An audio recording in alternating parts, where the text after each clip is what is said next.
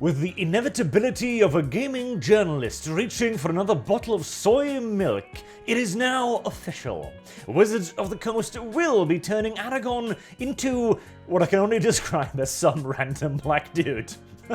Because that really is the best description I can give to this artwork right here. As at the very least, when they are depicting him as King Aragorn, like this, you can see that he is intended to be a king. He's got a crown, he's got all sorts of regalia, he's covered in gold and white, you've got the tree right there, etc. This can clearly be seen as the racist fantasy of a progressive's view of Aragorn, the king. But this, if you didn't tell me this was supposed to be Aragorn, what God's good earth would you ever actually guess? No, seriously, how would you guess? Like, first and foremost, this does not look like Andúril in the slightest, because this is simply some sort of generic bullshit fantasy sword. It is covered in random sparks and fire effects for no apparent goddamn reason. Nowhere in the books do I believe that Andúril was described as blowing up with fireworks constantly for shits and giggles.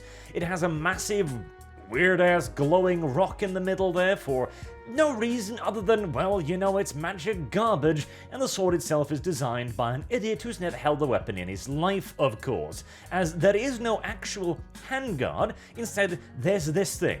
If you were to try to thrust with this weapon, best case scenario, your grip would loosen as it slips up and then you'd drop the sword, or worst case scenario, as you reflectively try to hold onto the damn thing and tighten it, now being pushed apart by metal, it'll simply run down the further edge of the sword, so yay. But hey, it's magic now, so I'm sure you can just slash armor with it, no problems, presumably. As for the rest of the character, I mean, the quality of the art piece itself is fine, entirely decent, but again, this isn't Aragorn. There is no insignia here hinting to his legacy. The random sword is completely out of place. It's got some random dwarf runes on it for reasons. I guess the elves were just like, how about we try adding in some Norse runes to it? What's a Norse rune? Yeah. Reasons, I guess. Some suns there, which if you were to be extraordinarily charitable, you could kind of say that had to do with, like, the flame of the west, the sun, maybe? Like, there's no Gondorian sigils, like, he's got a green cloak on, like, okay. I guess that's the closest you can come to saying that he was a ranger. It's like, well, his clothing is green, so therefore. Good job, Wizard of the Coast. Excellent quality there. And, well, that is also reflected in the reaction. I'd like to draw your attention here to this thing. So, this artwork has had basically 10 million views and 20,000 likes. Okay, that's pretty damn good. Bearing in mind this is a major official account, is paying $1,000 for the golden sigil there, which also boosts their engagement. And then you start to realize 20,000 likes out of 10 million. That means that out of the 10 million people that actually went to watch this thing, 0.2% actually felt it was good enough to bother clicking the like button. That's a fantastic ratio right there. And what's this here button right here? What's this? Oh, right, this is the hidden replies button, which is, pretty much exactly what you'd expect for it to be.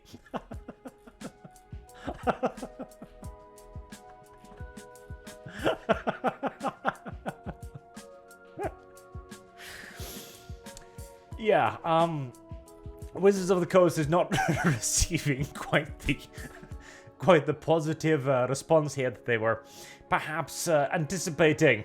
Honestly, I don't even think they were anticipating at this point. They are so deeply trapped in their own cage of diversity now that they have no choice but to push the negative, hoping that at some point they'll emerge at the other side. I don't think it's going to work out that way, but oh well, I guess we'll see. And this is also reflected in the reaction to this as well. So, they've obviously already race swapped some other characters. Gandalf is a random Asian person now, for reasons, because, well, we know the reasons. In fact, this was one of the most popular responses, the positive ones to it, and this perfectly encapsulates the progressive worldview on this. So, this is the part. Throwing a fit because there's a black Aragorn now. A black Aragorn. Not that Aragorn is black now, or that there is a version of Aragorn that is black, or that the character is black. It is a black Aragorn. Because in this journalist's point of view, of course, Aragorn is nothing more than a product. He is a symbol. He is a thing to be taken over and to be repainted by the ever more jealous progressive hordes as they look at something with creativity and crafted with skill and love and passion and realize we could never make that in a million years, so we better just try to steal it instead. This too was not received very well, as apparently this is not a very nice person, as has been repeated ad nauseum on the Twitters now. But let's move on over to everyone's favourite source of the progressive take, where we can be guaranteed to see all of the usual tropes. Kotaku.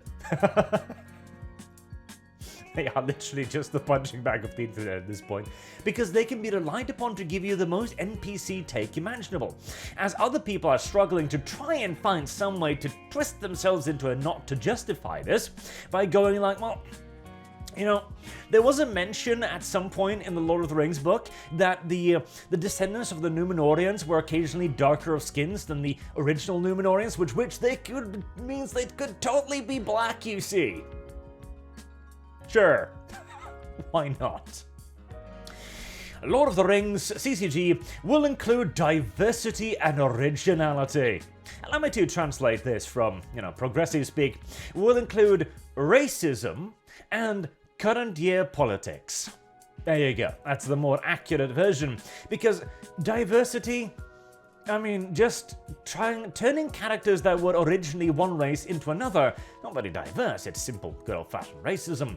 And as for originality, it's 2023, Kotaku. Race swapping is so last, damn near century at this point. Magic the Gathering expansion looks to develop a world where more players can see themselves, except of course for white people, because, white people are evil and should be abused. As, actually, I've got a video coming, I think probably tomorrow, on Afrocentrism and unironically, yes, that is the worldview. So, what do we got here? Let's see if we can find the classics, shall we? There we go, yes. Middle-earth Enterprise plan to make a third age a far more representative time to live in, which is to say, not everyone's white. Yes, we've got trope number one. There's too many white people, so why are you complaining about us turning them all into blacks? Who knows? And if you feel the need to start writing a comment about the ethnicity of the Scandinavian nations that inspired Tolkien, and then we move on to trope number two, I don't actually have an argument, so please just leave me alone. I am already mentally challenged enough as it is. I am a Kotaku writer, God help me. Please, stop kicking a man when he's down. Fair enough. Followed up by, let's see, yep, there we go. I was about to say, we've got to follow this up with the classic. For those whose imagination can somehow cope with magic, walking trees, and dragons, but not different melanin content and character skins. Oh, so you say that you can believe in dragons, but not black people? Oh, chud. Unironically, yes, I can believe in dragons, but not a black Aragorn. Because we specifically know what Aragorn looks like. He has been actually described as a pale person, whereas the dragon is described as, a dragon. Easy enough. As for the black people, I could go down the old tested, true and tried, and frankly at this point downright tired trope of saying you could just make an original story around a black character, but let's face it, as Tolkien himself said, evil cannot create, only corrupt. So I guess we'll move on from that one. I adore the fact that this is why they call the progressives NPCs. Because if you had 100 progressives and you asked them all the same question, you would receive 100 precisely similar answers. Because this one, it's like, you can believe in dragons but not black people? Dude, calm down. Your programming is showing. So this was the statement here. Fortunately, this fresh update was a conscious choice made in partnership between Wizards and ME, says WotC statement, and was driven by two guiding principles. They are diversity and originality, racism and current year politics, as further expanded upon by Wizards of the Coast. So diversity means The Lord of the Rings is about different people of Middle-earth coming together to fight Sauron. No. Again, this is the same thing that's been repeated well. Again, the NPC thing. Lord of the Rings is not about different people coming together to fight Sauron. It's about a handful of nations, like 4, essentially, if you count the dwarves as a full nation, coming together to defeat every other nation on the goddamn planet in the axis of evil. Unironically, you've got the Men of the West, you've got the Elves, the Dwarves, and the Hobbits. These are the good guys, and the Fellowship even ends up failing. And on the other side, you've got everyone to the east.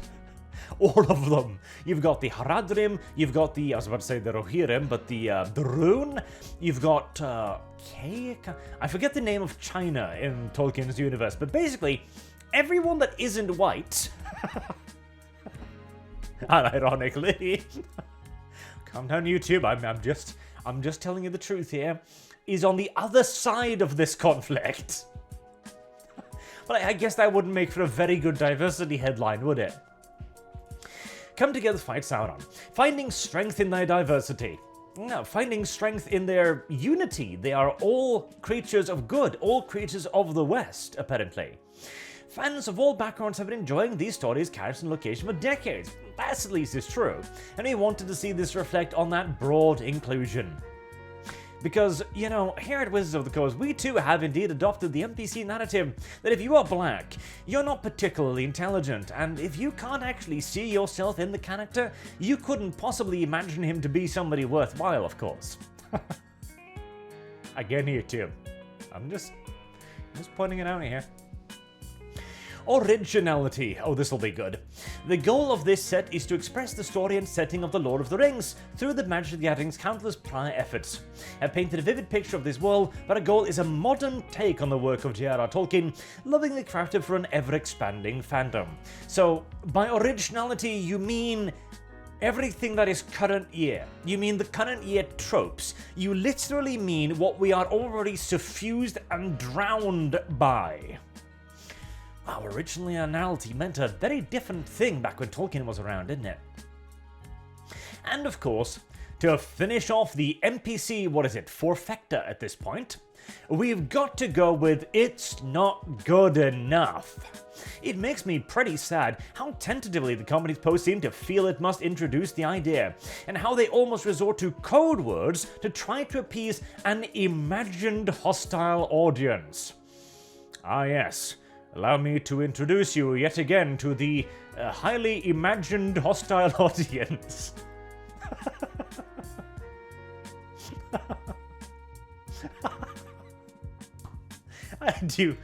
I do all like of the Black Panthers as well, because, well, there isn't any actual progressive argument against Black Panther being a white guy.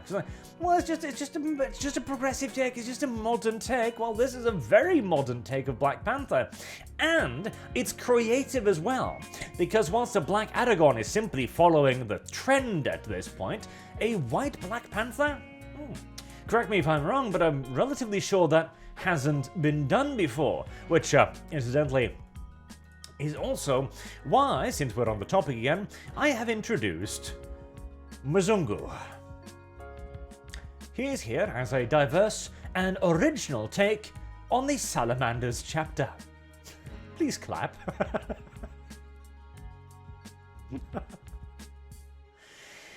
Yeah, this is not going down very well, frankly. It's not being received particularly well, and Wizards of the Coast have pretty much picked the worst possible time to start announcing this nonsense, because as the recent Bud Light nonsense showed off, people have gotten very, very, very very sick of this nonsense, to the point that Cleopatra, of course, was met with an actual government lawsuit from the state of Egypt, where The Little Mermaid is on its way to an enormous flop despite a general boycott on all reviews of it, and diversity is doing worse than ever, as again demonstrated by the fact that out of 10 million people, 0.2% could actually be bothered to like the art piece. And again, art piece isn't bad. It's clearly high fantasy garbage, but so what? If this was a character in an actual fantasy novel written for him, about him and his adventures, alright, that'd be pretty cool.